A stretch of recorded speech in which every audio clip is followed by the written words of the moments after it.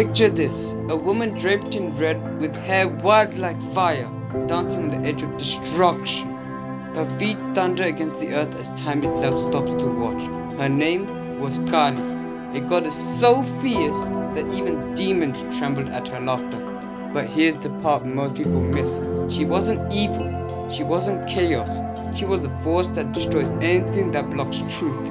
And yet, in the same tradition, there was also Shakti, gentle, nurturing, creative, the mother of everything.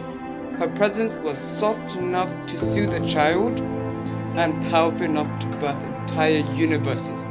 Two sides of the same coin, creation and destruction, softness and fire. For thousands of years, this wasn't mythology, this was the blueprint of femininity. Women weren't seen as weak, they were seen as portals of cosmic power. But somewhere along the way, that story was buried under colonization, industrialization, cultural rewrites, and modern confusion. And to understand how women went from being revered as divine forces to being seen as fragile, dependent, or incomplete, we have to go back to the very beginning, and deeper than most people have ever gone. In Hindu philosophy, the feminine wasn't just respected, it was worshipped. Not symbolically, literally. The word is Shakti, which means power, energy, the force that makes everything happen. Every god, even Shiva, was considered incomplete without it. The masculine was consciousness, form, and structure. The feminine was movement, energy, and creation. Together they created balance. Separate, they were powerless. It's why the highest form of worship in India wasn't always Shiva or Vishnu or Ram. It was the goddess. Durga was towering over monsters, Lakshmi blessing prosperity, Saraswati shaping the minds of poets and kings.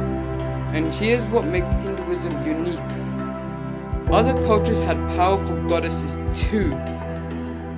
Greece had Athena, Egypt had Isis, Japanese had Amaterasu, but in those cultures the goddesses shared power with the gods.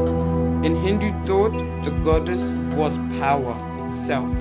Everything else flowed from her. She wasn't a symbol, she wasn't a myth, she was the operating system of the universe. So how did a worldview this empowering fade from everyday life? To answer that, we have to look at how femininity was imagined, not as one thing, but as many. Femininity wasn't one-dimensional, it was a spectrum, a map made by archetypes that explain the full range of womanhood. Shakti as gentle, nurturing, and fluid. Kali as fierce, untamed, a destroyer of ego. Lakshmi's abundance, beauty, and prosperity. Saraswati's intellect, creativity, wisdom. Durga was protection, courage, and righteous strength. These weren't separate goddesses, they were aspects of the same energy, meaning a woman could be all of it at once.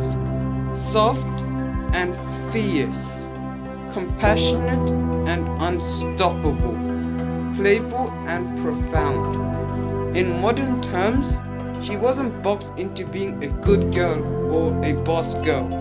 She wasn't forced into choosing between softness or strength. She was the paradox. But that paradox was her power. But the moment you teach people that femininity has many faces, you give them freedom. Freedom to be unpredictable. Freedom to be powerful. Freedom to not fit inside a convenient box. And power, real power, always attracts control.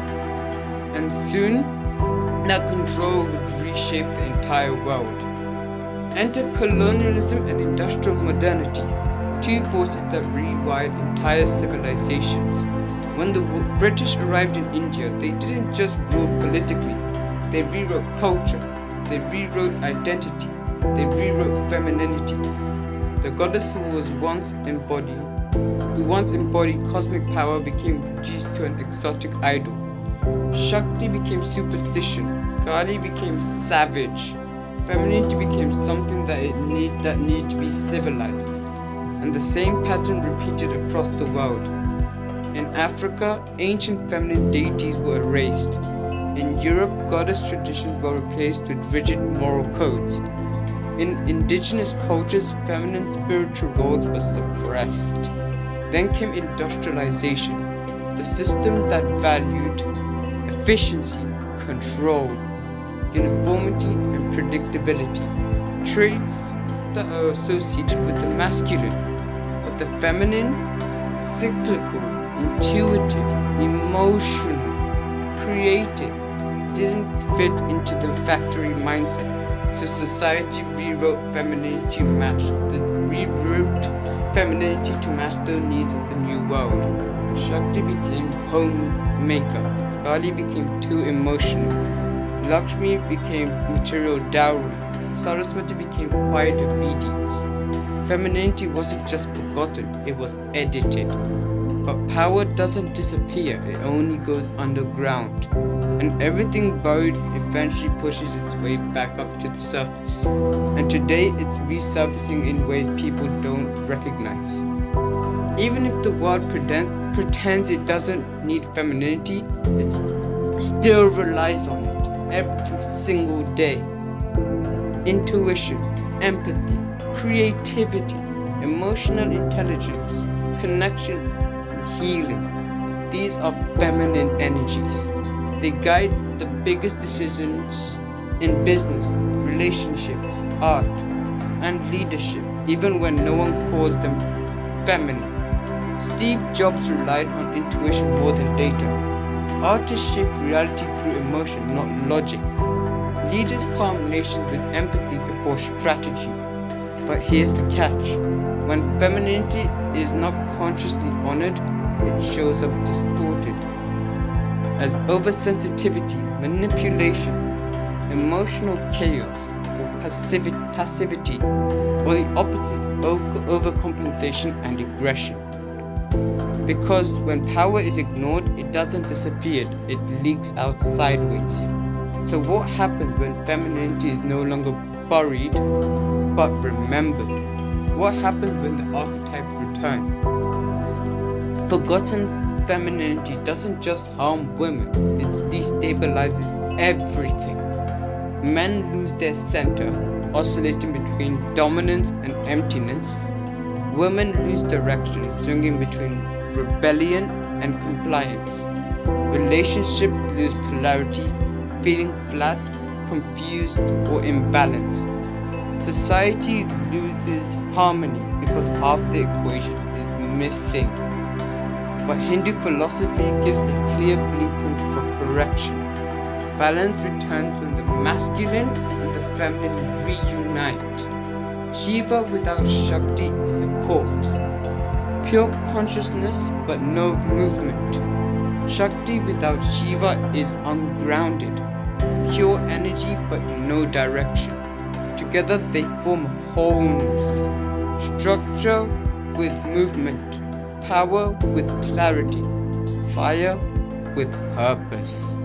And this reunion is the real treasure hidden beneath feminine history. Femininity is not about becoming more like men. It's not about abandoning softness for strength. It's not about replacing masculinity. It's about remembering the full spectrum, the gentle and fierce, nurturing and destructive, playful and wise. That is femininity. That is power. That is Shakti. So what does it really mean to be feminine? It doesn't mean be quiet. It doesn't mean be strong. It doesn't mean be modern or be traditional. It means be whole. Because femininity was never one thing. It was the entire spectrum. Shakti isn't a role. It's the energy of life itself. The real question is, will we remember it? Because femininity was never lost, it was only waiting. And in the next episode, we'll explore how the other half of this balance, the masculine, lost its blueprint too, and how only by understanding both sides of the coin we can finally return to balance.